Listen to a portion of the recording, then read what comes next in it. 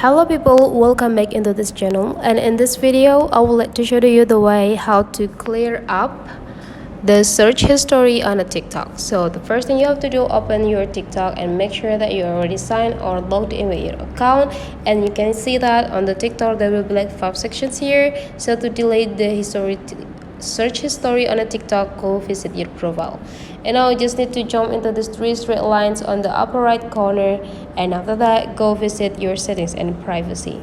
And in this settings and privacy, you just need to go click this activity center,